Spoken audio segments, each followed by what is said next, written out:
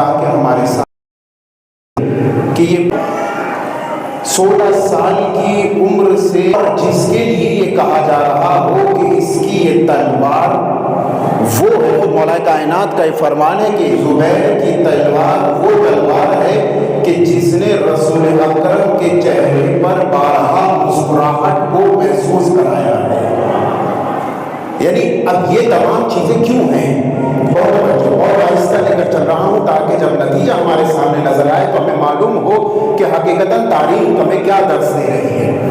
اب یہ زبیر جو 16 سال کی عمر سے رسول اکرم کے ساتھ میدان جنگ میں بھی ہے، دفاع کر رہا ہے، کہتے ایک دن ایسا آیا کہ زبیر مولا کائنات کو دیکھ کر مسکرا رہے تھے۔ رسول اکرم نے فوراً مخاطب کیا، زبیر کیا تم علی سے محبت کرتے ہو؟ بہت توجہ، کیا تم علی سے محبت کرتے ہو؟ زبیر نے کہا یا رسول اللہ میں علی پر قربان ہوں۔ یہ جملے تعریف کے ہیں، یہ میرے کو ساختہ نہیں ہے۔ کہا زبیر نے کہا میں علی پر قربان ہوں، علی کی محبت کا کیا کہنا؟ ابھی یہ گفتگو ہو رہی تھی، فوراً رسول اکرم نے کہا زبیر اس دین سے، اس وقت سے، اس زمان سے اپنے آپ کو ہوشیار رکھنا کہ جب تم خود اپنے آپ کو علی کے مقابلے میں دیکھنا۔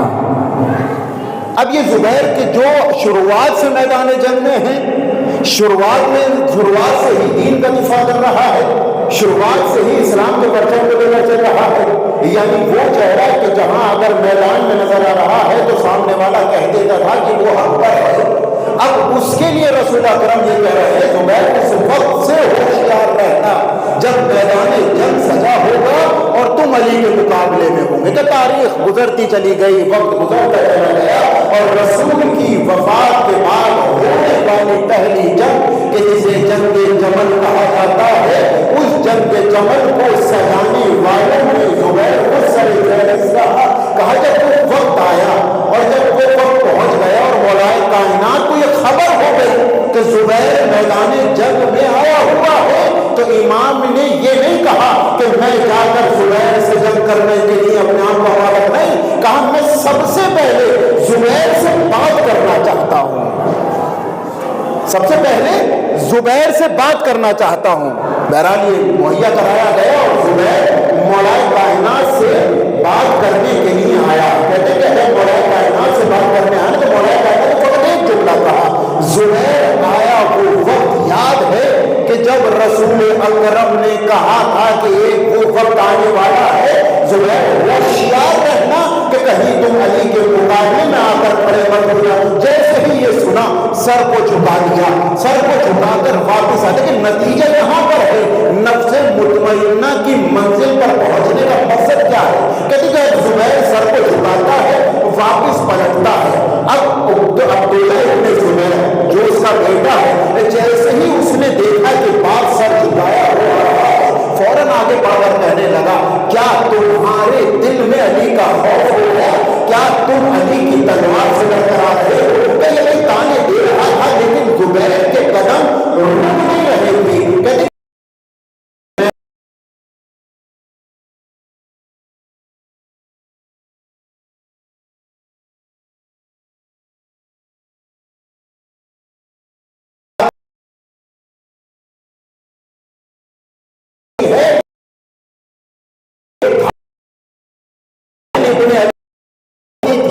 مگر ملاقات کے بعد اس چین تھا کیا قربان کروں آپ کا ذہن بہت کہا کون؟ کہا ہر ہے کہ جو ایک وقت پہلے تک اس لشکر میں نظر آ رہا ہے کہ جہاں حق نام کی چیز نہیں ہے مگر لمحات بدلتے ہی وہ ایک ایسی صفوں میں نظر آ رہا ہے کہ جو قیامت تک کے لیے علیہ السلام کا درجہ دلا رہی تھی۔ یہ نفس مطمئنہ کا ایک ذریعہ ہے، پلیٹ فارم ہے، اور اس کا نتیجہ کیا ہوگا؟ مولا کائنات میں یعنی میں نے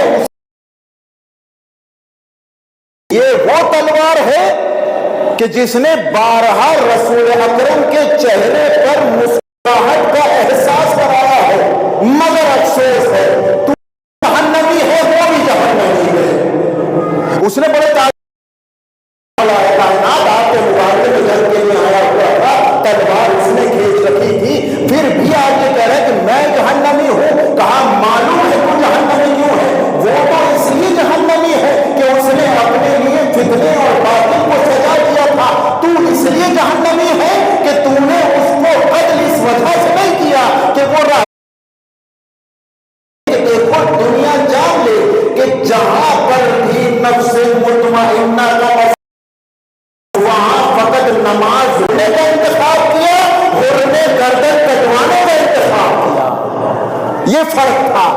کہ جس فرق نے اس تمام فہرست کو ہمارا کیا. ایسے تاریخ میں بہت سے چہرے. ایک انتخاب ہے. یہ جو معاملہ ہے نا، یا ایتھا النفس ارجعی الی ربک، راضی اس سے رب بھی راضی ہو جائے تو یہ بآسانی حاصل. اور جس سے خدا راضی ہو جائے، جو نفس مطمئنہ کی منزل پر پہنچ جائے، پھر وہاں معاملہ تلوار اور نیزوں کا نہیں ہوتا. کہا ایک چھوٹی سی کنکر بھی وہ کام کرتا ہے کہ جو بڑی سے بڑی تلواریں نہیں کرتی. یہاں معاملہ کیا ہے؟ نفس مطمئنہ کا. میں تاریخ میں لے کے جاؤں، قرآن مجید میں ذکر ہے طالوت اور جالوت. کہتے کہ جہاں نفس مطمئن ہو اور راضیہ اور مرضیہ کی منزل حاصل ہو جائے، پھر کہ جو طالوت کے لشکر کے مقابلے میں ایک بڑا سمندر کہا جاتا ہے، اور جب یہ طالوت ایک چھوٹے سے لشکر کو لے کر مقابلے میں پہنچے تو اب لشکر میں عجیب کوہرام تھا. بہت توجہ، کوہرام کیوں تھا؟ کیونکہ ہر کوئی پریشان تھا کہ اتنا بڑا لشکر، اتنا عظیم لشکر، اتنا طالوت تھا وہ آگے بڑھتا ہے نصف اور ناقول کا دنیا کا کیا آگے سے ایک پتھر کو جالوت کے جانب پھینکا اور اس ایک پتھر میں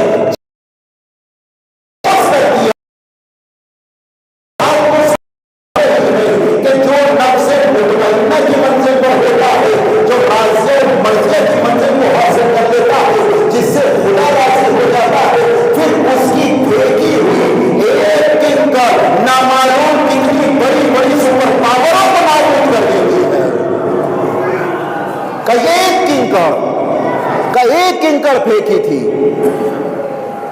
اور جالوت کا نفس مطمئنہ کو حاصل کر لیا. پھر اس کے سامنے کوئی بڑی سے اب یہی مسئلہ کربلا میں نظر آ رہا ہے. کیوں یہ 72 ان ہزاروں کی تعداد کے سامنے اس طرح کھڑے تھے کہ ایک ایک فرد ایک ایک لشکر کے مانند نظر آ رہا تھا. یہ خود راوی لکھ رہے ہیں کہ اس وقت صورت حال ایسی تھی کہ کلو عضو منہ جندہ، کہ ان کے ایک ایک اعضاء ایک ایک لشکر کے برابر کام کر رہے تھے. یہ کوئی معاہدے کی بات نہیں ہے. کہا جب انسان زمین سے زیادہ عرش کی خواہش میں اپنے آپ کو غرق کر دیتا ہے، پھر اسے زمین نظر نہیں آ رہی بلکہ اسے آسمان کی وہ سطح نظر آ رہی ہے جہاں اسے رسول کی ہم نشری ملی ہے. تو پھر اب اس کا جو ہاتھ چل رہا ہوگا اور اسے اس بات کی فکر نہیں ہوگی کہ میں قربان ہوں گا، میں مر جاؤں گا. نہیں، انہوں نے اپنے آپ کو تو اس وقت ہی قربان کر دیا تھا جب اپنے آپ کو کربلا کی طرف گامزن کر دیا تھا، بلکہ کربلا میں آ کر انہوں نے وہ کام کیا کہ قیامت تک کے لیے ایک ایسا نمونہ بن گئے کہ دنیا جان لے کہ جب جب یزیدیت اپنا اٹھائے گی تو یہ نفس مطمئنہ رکھنے والے ان کے روبرو آ کر کھڑے ہو کر ان کو نابود کر دیں گے. چلوا دے محمد والے محمد.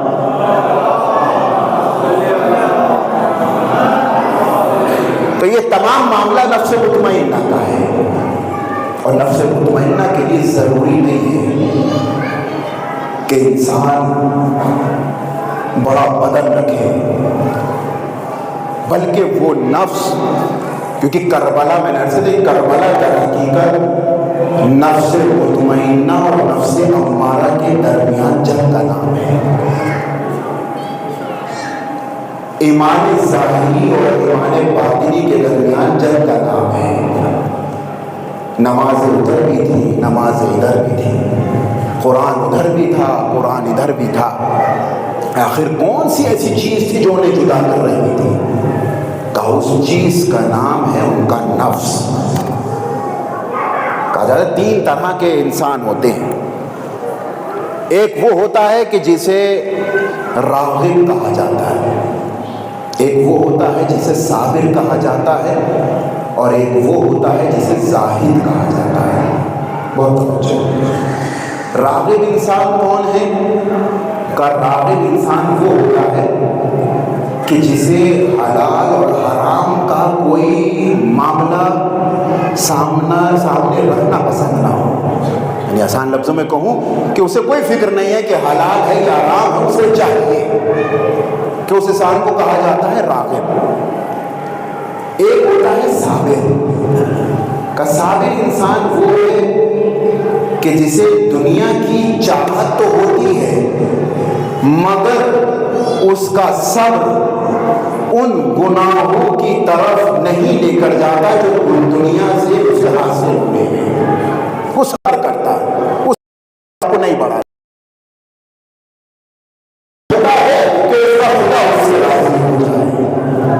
معاملہ کربلا میں یہی تھا کہ کربلا میں ایک طرف صبر اور زہد کا پرچم بلند تھا اور ایک طرف فقط رغبتوں کا پرچم بلند تھا۔ وہاں فقط مال اور دولت نظر آ رہا تھا اور یہاں فقط اپنے آپ کو رسول کے ہم نشین اس مقام پر پہنچانے کا ذریعہ نظر آ رہا، اپنے آپ کو کہ جو دل کو نورانیت عطا کرتی ہے۔ ہم امام سید سجاد کو یاد کرنے بیٹھے ہیں آج، جو کربلا کے اس پیغام کا نا کہ عابد سید سجاد زین العابدین یہ لقب ہے، یہی نفس مطمئنہ کی ایک نشانی ہے۔ اگر میں کربلا ہی میں ایک آپ کو سامنے ایک مثال آپ کے سامنے پیش کروں، نفس مطمئنہ نفس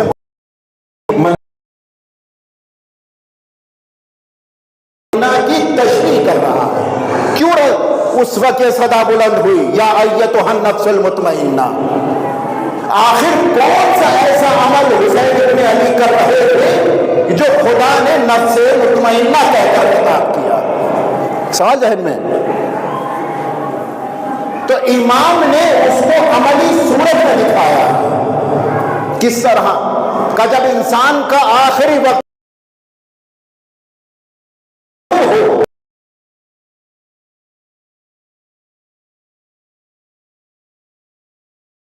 کرے گا تو اس نے کیا، یا وہ کہ جس کی اس کو سب سے زیادہ خواہش ہے؟ تیسرا کام نظر نہیں آتا۔ یا تو وہ کہے گا کہ بھئی میں آج تک فلاں جگہ نہیں گیا ہوں لہذا مجھے وہاں لے کے، یا یہ کہ میں نے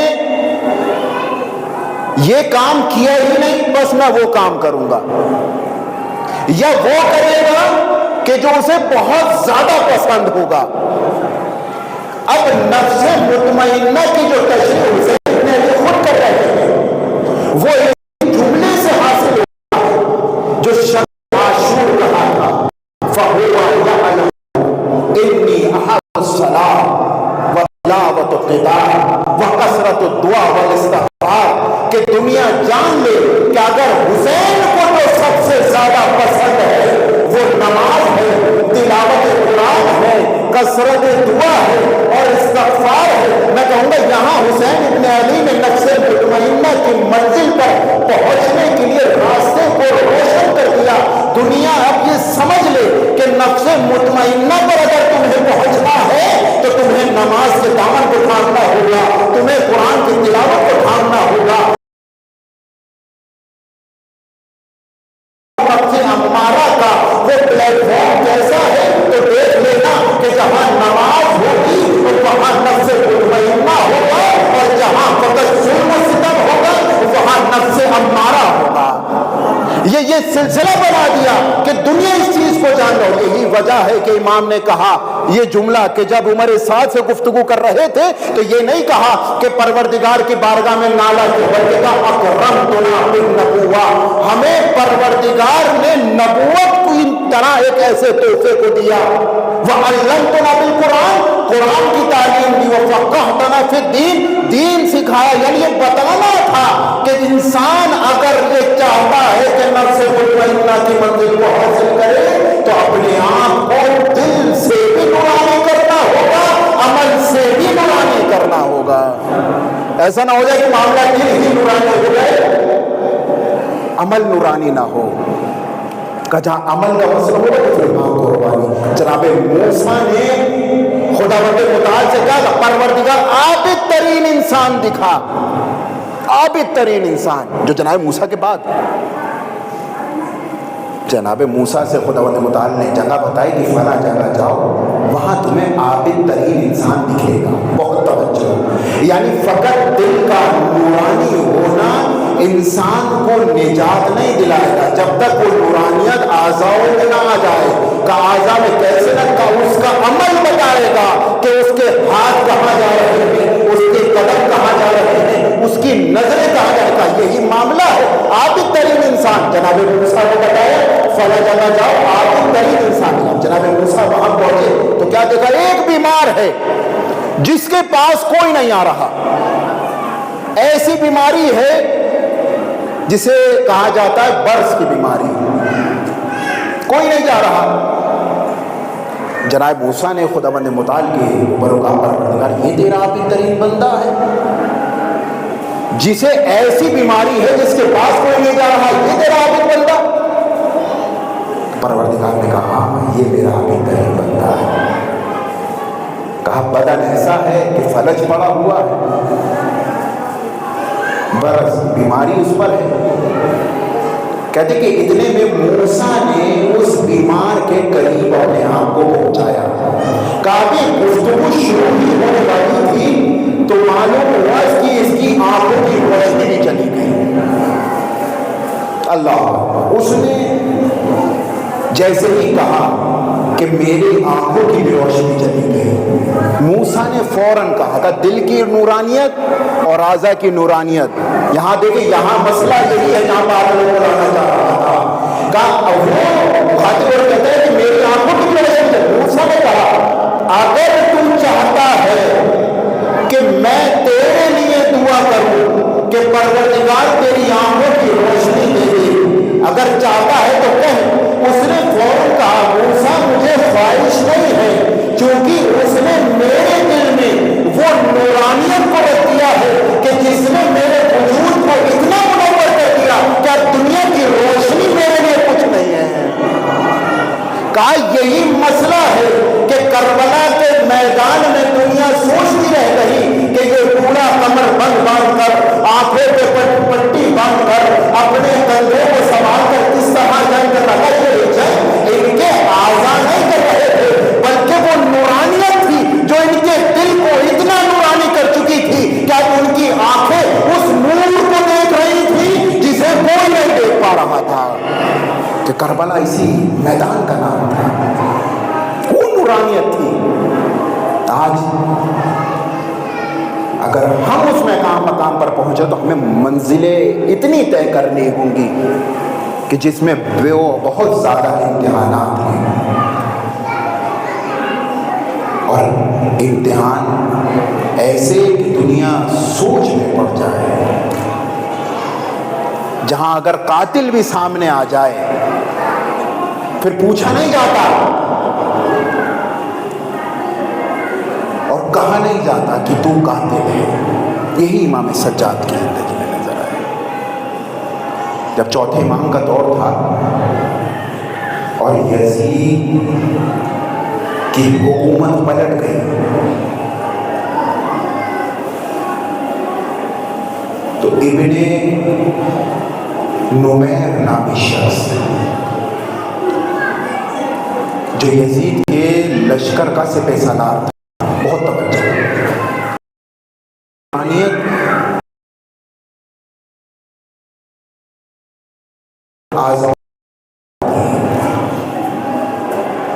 ابن نمیر جب یزید کا تختہ پلٹا تو پلٹنے کے بعد سب بکھر گئے۔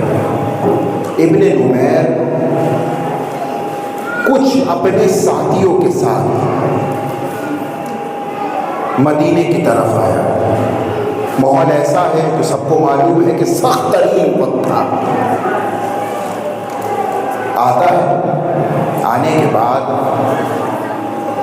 ایک جگہ سے گزر رہا تھا کہ جہاں سید سجاد اپنے کچھ چاہنے والوں کے ساتھ بیٹھے ہوئے تھے۔ ایک باغ تھا، جیسے ایک چھوٹے سے ایک کاروان کو دیکھا تو ابن نمیر آگے بڑھا. آگے بڑھنے کے بعد کہنے لگا اگر ہمیں کچھ کھانے کو مل جائے تو ہم بھی سیر ہو جائیں گے, ہمارے جانور بھی سیر ہو جائیں گے. کچھ پانی مل جائے. فوراً چوتھے امام نے چاہنے والوں سے کہا کہ ان کے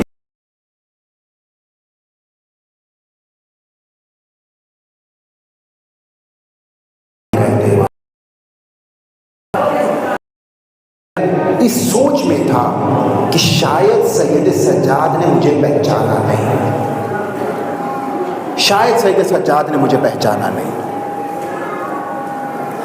جب وہ انتظام ہو گیا تو ابن نبیر نے پھر کہا کہ اگر ابھی کے لیے ہمارے لیے کچھ کھانے کا اہتمام ہو جائے, یہ تو ہم لے کر چلے جائیں گے, تو ہم ابھی جتنے بھوکے ہیں وہ سیر ہو جائیں گے. امام نے فوراً سفرہ لگوایا, کھانے کے لیے تمام اہتمام کیے. اتنے میں ابن نمیر نے فوراً سید سجاد سے کہا مجھے یہ شک ہے کہ شاید آپ نے مجھے پہچانا نہیں, اگر پہچان لیتے تو اتنا اہتمام میرے لیے نہیں کرتے. امام نے مخاطب ہو کر کہا ابن نمیر یہ تیرا گمان ہے کہ میں نے نہیں پہچانا, میں کس طرح اس چہرے کو بھول جاؤں کہ جس نے میرے جوان بھائی کے سینے میں بچی کا پھل مارا تھا. اللہ ہمارا گھرانہ وہ گھرانہ نہیں ہے کہ ہم پوچھ کے نہیں دیتے کہ کون آیا ہے, کیا مانگ رہا ہے. اگر ہمارے در پر آئے تو ہم اسے دیں گے, ہم اسے خالی ہاتھ نہیں جانے دیں گے. اللہ نہ جانے وہ کیسے مسلمان تھے کہ جنہوں نے اس عظیم گھرانے کو پورا خاصا شہید کر دیا. اللہ خدا کسی کو میں نہ بنائے سوائے امام حسین کے. ایسا کون سا دل ہوگا کہ جس دل میں اتنی ضرورت آ جائے کہ وہ ان پر پانی جو یہ نہ پوچھتے ہو, یہ نہ پوچھتے کہ تمہارا حیوان کہاں سے نہیں, جو ہے دے دو. امام نے ایک وقت میں خود کو پانی پلایا تھا, آج امام سجاد ابن نمیر کو سیر کر رہے ہیں. لیکن اللہ اکبر, کوئی سید سجاد سے پوچھے سید سجاد آپ پر سب سے زیادہ وسائل کہاں ڈھونڈے, تو ایک ہی جملہ کہا کرتے تھے شام وشام وشام. یہی تو جملہ تھا جب پتہ چلا نا کہ سب شہید ہو گئے اور امام حسین میدان جنگ میں زمین کربلا پر آ گئے ہیں, تو سید سجاد نے فوراً اپنی اپنا سے کہا کہ اپنا مجھے عصا دے دے, مجھے تلوار دے دے. جناب زید نے پوچھا میرے نام تمہیں عصا کیوں چاہیے, کہا عصا چاہیے تاکہ میں اپنے آپ کو کھڑا کروں اور تلوار چاہیے تاکہ بابا کی مدد کے لیے پہنچ جاؤں. ہاں جانے محترم جناب زید نے کہا سید سجاد وہ جملے یاد ہے کہ جو باتیں جو بھیا حسین نے کہے کہ تمہیں وہ امتحان دیا ہے تو حسین سے زیادہ سخت ہے. اللہ اکبر. دنیا سے کوئی حماس سے تھا اور جو حسین سے زیادہ سخت ہو وہ ظلم کیسا ہو. کہتے کہ تاریخ کی وہ دن گزرتے چلے گئے, وہ تاریخ سے لمحات میں آ گئی, کہا وہ وقت نزدیک آ گیا کہ جب شام قریب آ رہا تھا. کہتے کہ جناب زینب بار بار ہر قدم پر پوچھا کرتی تھی یہ کون سا شہر آ رہا ہے, ہم کہاں سے گزر رہے ہیں, ہم کدھر سے جا رہے ہیں. کہتے کہ ایک شہر ایسا آ گیا کہ جہاں سب کو روک دیا گیا کہ یہاں رک جاؤ, ابھی بڑھنا نہیں ہے, ابھی چلنا نہیں ہے, ابھی سب کو انتظار کرنا ہے. وقت گزر رہا ہے مگر کاروان چلتا نہیں, کاروان کیوں نہیں چل رہا. جناب زینب نے کہا سید سجاد ذرا پوچھو کہ ہمیں کیوں نہیں چلایا جا رہا, ہم اس جگہ کھڑے ہیں کہ جہاں کوئی سایہ نہیں ہے. سید سجاد نے سوال کیا اور جو جواب ملا نا تو ہر بیوی کا دل بھر گیا. کیوں نہ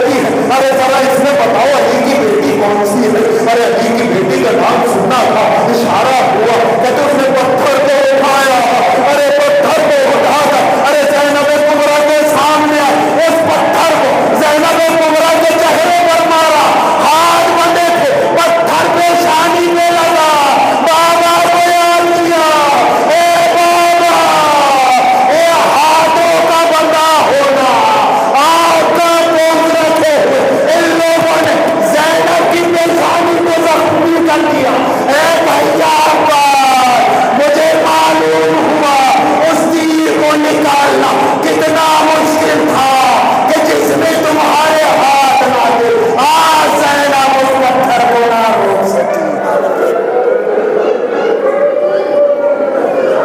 وَلَعْنَةُ اللَّهِ عَلَى الْقَوْمِ الظَّالِمِينَ۔ پروردگار تجھے واسطہ محمد والے محمد کا ہماری اس مقدس عبادت کو قبول فرما۔ میرے مالک تجھے واسطہ ہے محمد والے محمد کا، جتنے بھی لوگ بیمار ہیں ان کو شفا کاملہ عطا فرما، جتنے بھی لوگ اولاد ان کو اولاد صالح عطا فرما، ہمارے امام کے ظہور میں تاجی عطا فرما اور ان کے انصار میں ہونے کا شرف حاصل فرما۔